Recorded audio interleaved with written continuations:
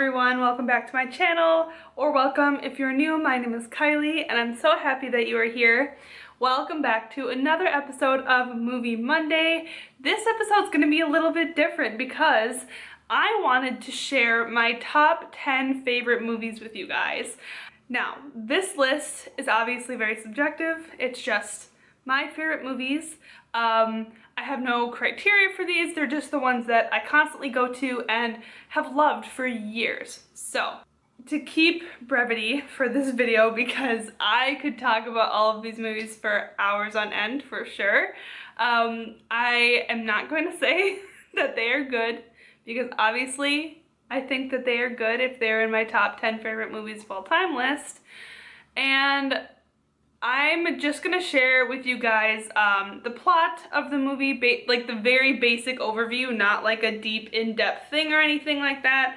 And I'm also gonna share what I think makes it different from other movies that I maybe, still liked, but they weren't my favorite. So that is the plan. I'm going to preface this by saying this list was so difficult to make for me because I feel like whenever I have to, when someone asks you what's your favorite song and you forget all the music you've ever listened to, it's kind of like that. I'm pretty sure I got my list well done and I'm happy with it, but overall I'm hoping that I didn't miss a movie or forget one that I like, or things like that. So starting in with number 10 on my list, we have the movie Heathers. Heathers is an 80s movie. I've loved this movie for a really long time. Heathers is about a girl who is not named Heather, actually. It's about a girl named Veronica, and she is in the popular clique who all three of her friends, they're all named Heather, so that's why it's called that. There are 3 Heathers in her life, and she hates them all. She wishes she wasn't popular. She just doesn't want to be part of the cool group at school anymore because her friends are really mean and they don't treat people nicely, all that stuff. But she meets this kid named JD who is played by Christian Slater, and Veronica is played by Winona Ryder. So I like this movie a lot. And JD convinces Veronica to kind of go on a killing spree with him and kind of kill all of the, not all, but a lot of the popular kids in the school because I don't know, JD has this existential view on life, and so he kind of ropes Veronica into that, and she loves him, but she doesn't want to kill people anymore, and overall it's just a really enjoyable experience. I would say what I think makes this movie different is the dark humor, if you want to call it that it had for the time. Being an 80s movie, it wasn't ahead of its time at all by any means, but it definitely had a different coming of age storyline that a lot of movies had. It wasn't similar to Ferris Bueller or Pretty in Pink or The Breakfast Club in that regard, because it was a high school movie and it was kind of a coming age film, but there was murder and there was more adult topics, but it's still a really good film to watch. And so I think they used their humor in such a way that was different for the time. And overall, it's just number 10 on my list. Moving on to number 9, we have The Matrix, or all 3 of them, if you will. I was recently introduced to The Matrix. I would say, yeah, beginning of the year in January about was the first time that I watched this movie, because my dad was like, oh, you've never seen The Matrix? I was like, no. So we watched on Netflix, and we just watched the first one. And then I was like, that was so good, and I ended up watching the other 2 by myself because I was so invested in the storyline. So The Matrix is about the main character, played by Keanu Reeves. Sorry if I said that incorrectly. But he lives a really mundane life, just has a 9-to-5 job, doesn't enjoy it. And he also believes that he is living in a simulation. And so he gets visited by 2 people, and they bring him basically out of the simulation, and he is believed to be the one that's going to defeat the machines who want everyone to stay in the Matrix. The first time I watched it, so confused about the storyline. I had no idea what they were talking about. I had to ask my dad, I was like, what is going on right now? We were like halfway through the movie, I remember, but I got a hold of it after a while, so if that gives you hope, I don't know if it will. But after I understood what was going on and figured out the whole conflict, it was such a good movie to watch. Something that makes this movie different about others, the lighting is just so different in this film. I love it. It's just like, you really don't find a movie that uses green tones as the majority of it, but it uses it and it does it well, and I really enjoyed that. Also, just the whole storyline is so completely out there and something that I can't believe someone just thought of, you know, hey, this would be a good movie. Like, it's so complex and there's so much that goes on, especially over the 3 movies, not just in the first one. But it is just so enjoyable, and the actors' performances from everyone are just great. So I highly recommend The Matrix. Moving on to number 8 on my list, we have Clueless. I recently rediscovered this movie. I have seen it, like I saw it when I was a teenager, and I was like, yeah, this is good, but I didn't find it as relatable as I do now. It is so just, I really connect with Cher, the main character, who is played by Alicia Silverstone, and it is just such an enjoyable experience, and it's a movie that you'll just watch and go, this is so 90s, but I love it.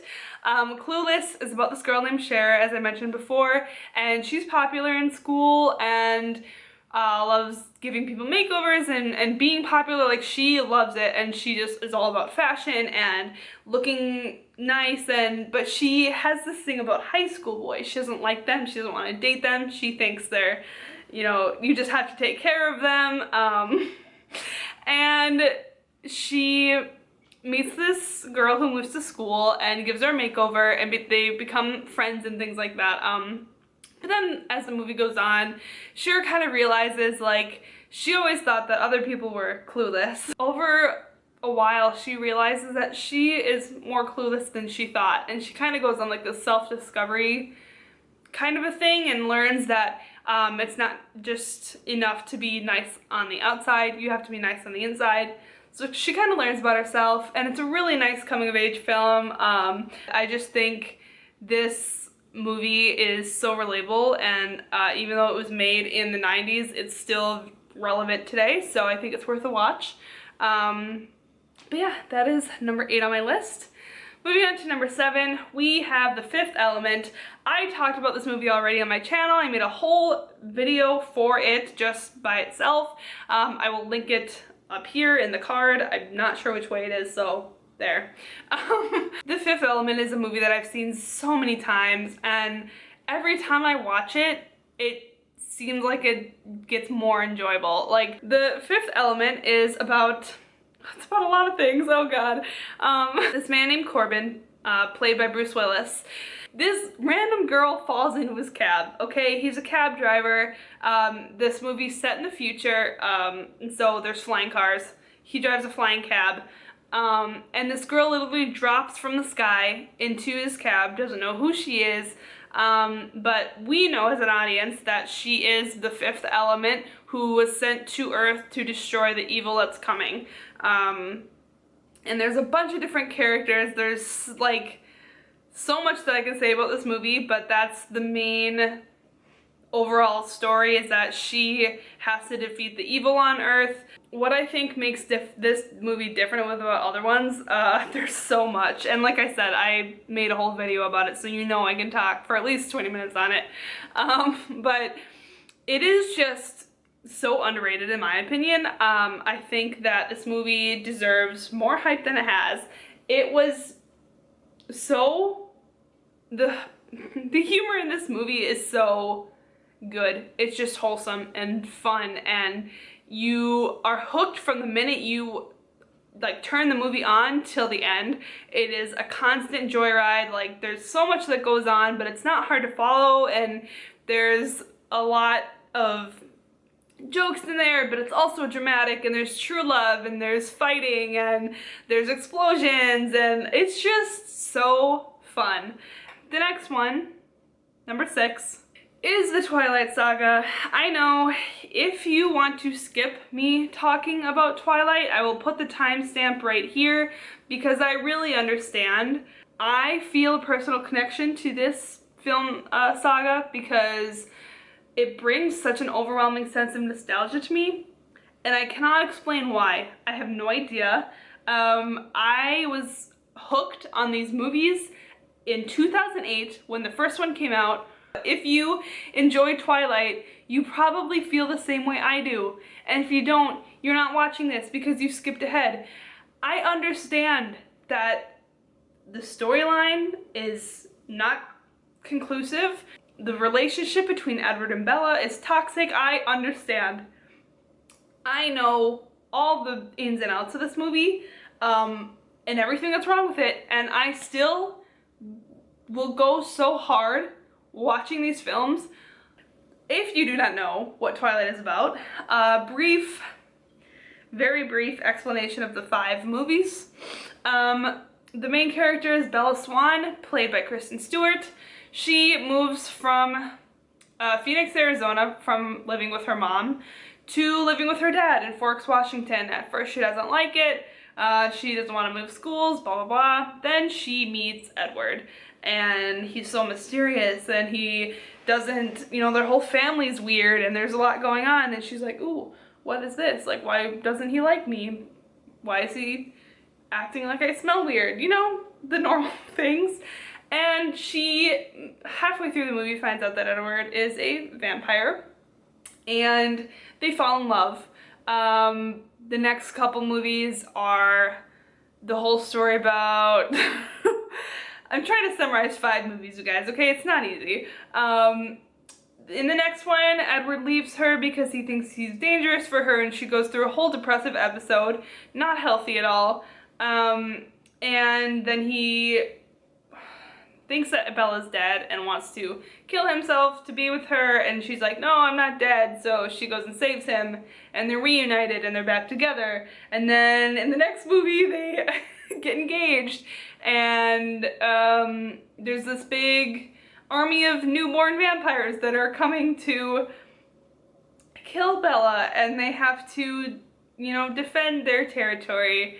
And all this time the Volturi is watching them, which are like the leaders of the vampires, and they're like, when are you gonna turn Bella into a vampire? Because they're not, humans aren't supposed to know about that we exist. And in the next movie, they get married at the beginning, and then Bella accidentally gets pregnant with a half-human, half-vampire baby, and it almost kills her, and there's a lot of tension in the relationship, and at the end, she has the baby, and she dies. Yeah, my battery died while I was giving an explanation, and I think that was understandable. And then in the last movie, they have their baby, and Bella actually turns into a vampire, and they have this big fight with the Volturi, and that's the end. I don't want to ruin it for you, even though I kind of did. But, yeah. What makes this movie different of other ones? Nothing. It is mediocre at best, but it has such a soft spot in my heart. I wouldn't have been truthful with you guys if I had not put it in this list. One of my favorite film series, love watching them, all of them.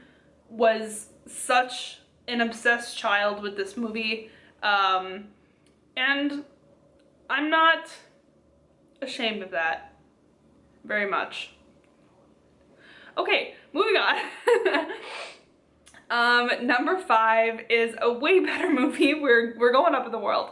The Truman Show is about Truman, who is played by Jim Carrey, and he is born into, basically his entire life is a TV show. He is born around an air date, and they explain this in the film, but he has lived his entire life in a TV show and he doesn't know about it.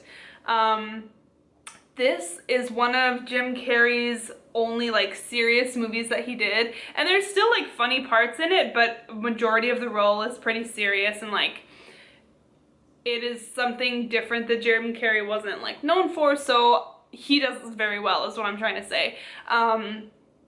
And the whole movie is about Truman kind of figuring out something's off, like people are acting weird, and he just feels like people are following him, and there's this big thing, and then he just is trying to leave. He wants to get out, he wants to explore, he wants to see the world, but he's scared of the ocean because his dad drowned when he was a kid, and he's like traumatically hurt by that, and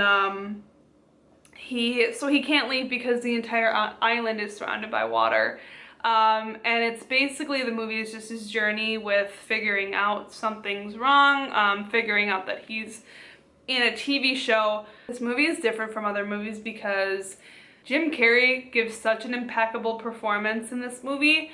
I cannot speak highly enough of it. He does such a good job with the character and getting into it, and the movie is just so well done, and it's such a unique concept that someone's life would be televised from the minute they're born till the day that they die, and there's just such a fan base behind it, and this movie is so underrated. I cannot speak highly enough of it. It's so cinematically, it's amazing. Like, the different shots between the different cameras and the soundtrack and everything is just so well done and put together in such a way where it's really enjoyable for the audience, and you're hooked from the second you start the movie till the end. And I just love movies like that where you get so invested and you care so much about, you know, the story and what's happening and the main character, and I just think the Truman Show is really worth watching, and if you want to, you definitely should. Next on my list for number 4, we have The Princess Bride. I don't think this is a surprise for anyone who like even knows me at all.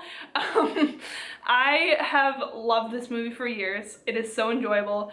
This movie, if you don't know, if you've never heard of The Princess Bride, it is a true love story with pirates, and you know what? I'll just put the clip here for him to explain it because I'm not good.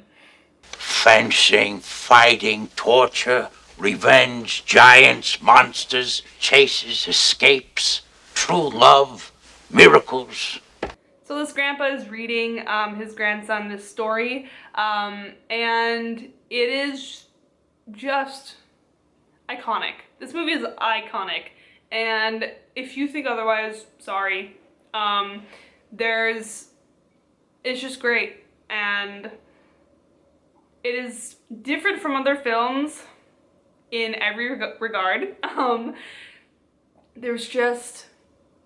This movie has something to offer for everyone, and that's what I'm gonna leave it at because I just can't put into words, obviously, how much I like this movie, and you just have to watch it. That's it. You have to watch it. So go do that.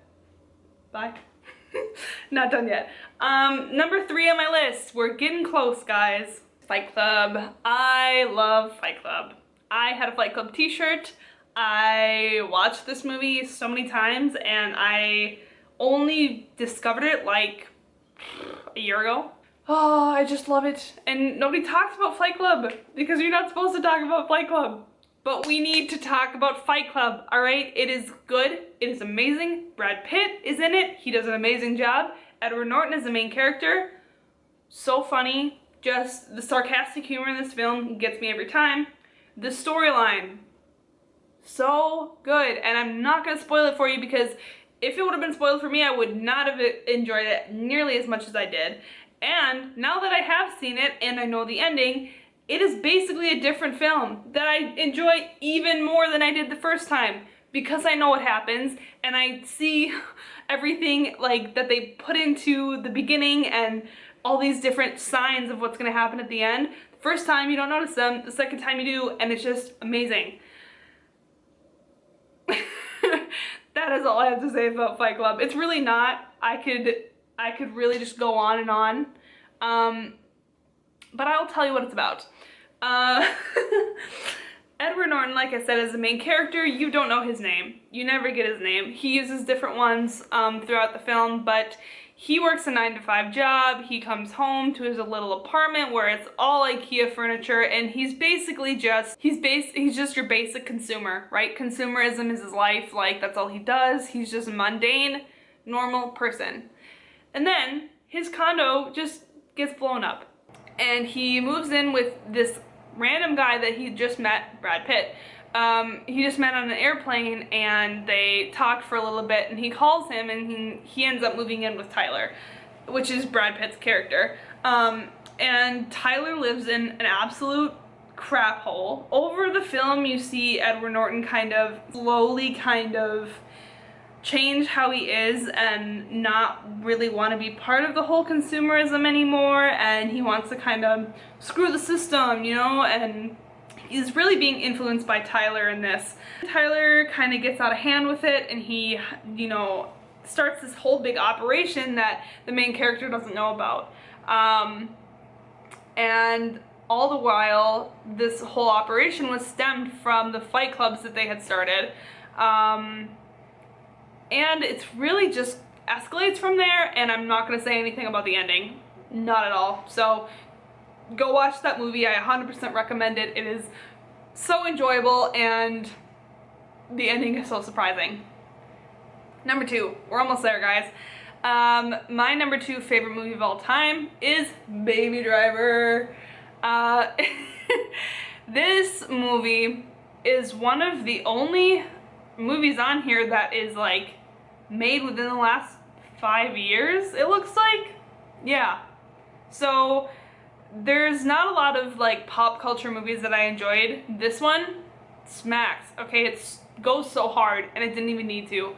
Baby Driver is about the main character's name is Baby. He's played by Ansel Elgort, and he has tinnitus, which is like ringing in your ears. So he listens to music constantly to drown it out. But he works as a getaway driver for criminals. So over time, Baby doesn't want to do this anymore. He is you realize that Baby's kind of doing this against his will. And he meets this girl and falls in love with her. She works at a diner. Her name's Deborah. And Baby's just trying to get out. He doesn't want to drive anymore. He just wants to live like a normal life. And you meet different criminals along the way. John Hamm is in this movie. Jamie Foxx is one of the criminals, and Kevin Spacey is also like part of the big criminal organization. So what makes this movie different about other movies is the editing, okay? And that is why this movie is number 2. It is one of my favorite movies. Every time I watch it, I see something different, and I just hope to God that when I become an editor, I can be as good as the person who edited this movie, and just work with Edgar Wright, because all of his movies are like this. He, instead of editing the film and adding music afterwards, they filmed based on the music that they wanted to use. So they flipped the whole system, and it works so well. All the music, all the songs are the base for the scene that's happening, and everything is edited to the beat of the, oh my god, I cannot explain. You have to watch this movie just to understand from an editing standpoint how immaculate it is, okay? And also the story's great, the music's great, everything's good, but it just really, really made an impact on me, because when I watched it, I was like, this is what I strive for. This is such good editing, and it's amazingly done. So if you want a great movie to watch, Baby Driver. We're gonna get into the number 1 movie now, which is Super 8. Yeah, Super 8 is my favorite movie of all time, just solely for, there's nothing wrong with it. In my mind, this movie is perfect, okay? And that's really hard to say. I am very good at finding, you know, things wrong with films. There's nothing wrong with this film. Super 8 is set in the 1980s, gotta love it, and it's about 5 boys who are trying to make a film for a film festival. And they go to a train station in the middle of the night to film a scene, and they end up witnessing a huge train crash. But after this train crash happens, a lot of weird things start happening. People's dogs are running away, people start going missing, and for it being a small town, this is really weird. The main character, his name is Joe, his dad is the sheriff, and so, or not the sheriff, sorry, he just works at the station, but he kind of figures out that there's something weird going on, like the military shows up and starts, you know, investigating this crash, and he just thinks that's weird, and so he's kind of digging into it a little bit. But the kids, because they were there during this, they kind of, you know, are involved with it, and it is just so interesting because it's like a little supernatural kind of thing. Like, the monster is not human, but it is also like really down to earth, and it's a really realistic film, considering what happened, you know. So the thing that makes me love this movie so much, besides the story, is the energy between the 5 main characters. Well, technically there's 6 because there's 5 boys and then Alice, which is like the girl in the film, and like the main love interest, but the energy between these characters is just so natural, and you can really tell during filming that it just doesn't seem forced at all. It seems like 5 boys just that have been best friends for years. Like, it just feels so natural, and so not like you're even watching a movie. Like, you're literally just watching, like, you know, 5 best friends doing their thing who got caught up in this accidental train accident. Like they were at the wrong place at the wrong time, and that's really what the movie feels like. It's directed by Steven Spielberg and J.J. Abrams. Two directors with such high prestige in the film industry, and I think it really shows. It's such an enjoyable film, and it's set in the 80s, so you got 80s music, a little bit of 70s music in there, and I just love everything about this movie. I love the soundtrack. There's, like I said, nothing wrong with it. So if you're looking for a great movie to watch that's really worth your time, I enjoy Super 8 as well as all of these other movies and TV shows that I talked about. Thank you guys so much for watching this video. I know it was kind of a long one, but it could have been a lot longer, trust me. I really love sharing my favorite films with you guys, and I hope that if you've never seen any of these films, I hope that you take the time to watch them because I think they're really worth your time. And that's all for me today. So if you guys like this video and you got this far, please make sure to give it a like and subscribe down below because I do this video, or I do Movie Mondays every week. So, and I also have like extra videos every once in a while in there as well. So thank you guys so much for watching this video, and I will see you guys in the next one. Bye guys.